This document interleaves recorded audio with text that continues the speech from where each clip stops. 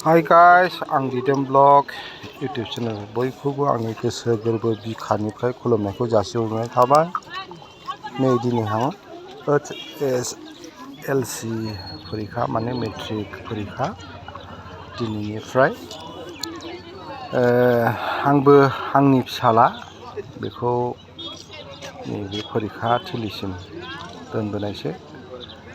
दा नै गारजेनफ्रा दोनबोनायफोरनि माबाफोरखौ आं दसे नोंथांमोननो एसे देखायबाय। बेसेबां मानसिफ्रा माने गारजेनफ्रा एलार्ट जाजोब्बाय। दानानै बिफाफ्रा फैनानै गाव गावनि गथ'फोरखौ माने दोनफैदों आरोखि। आंनि फिसालाया दिनै माबायाव मोनबाय मा होनो उदालगुरि गार्लस हायार सेकेन्डारि बेयाव एग्जामा जागोन। जोंनि फिसालामोना बे नुथाया जाहैबाय उदालगुरिनि गार्लस हायार सेकेन्डारि बिनि नुथाय आरो बियो। नोंथांमोनहा जोबथासिम नायनायनि थाखाय आंनि गोसो गोरबोनिफ्राय खुलुमनायखौ जासिहरबाय।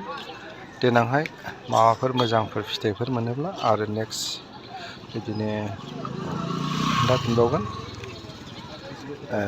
मिजिंथिनाय थाबाय। बयनिबो फिसाफ्रा जाय मेट्रिक होदों बिथांमोनहाबो मोजाङै मोजां पास जालांनो हाथों।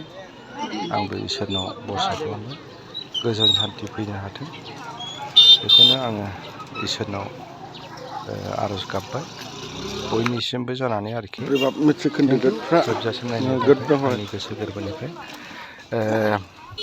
जायफोर आंनि चेनेलाव गोदानफोर फैनानै दंसनबायोब्ला आंखौ सापर्ट खालामनानै होबानो जाबाय।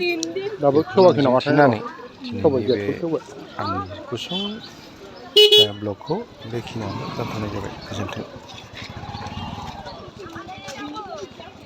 थांदो दे बाबा थांदो थां अके मोजाङै लिर दे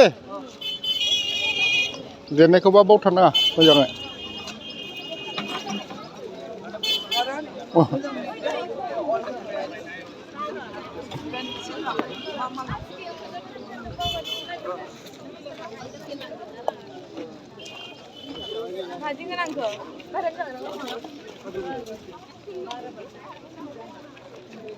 थांबाय नोंसा दे हा थांबाय दा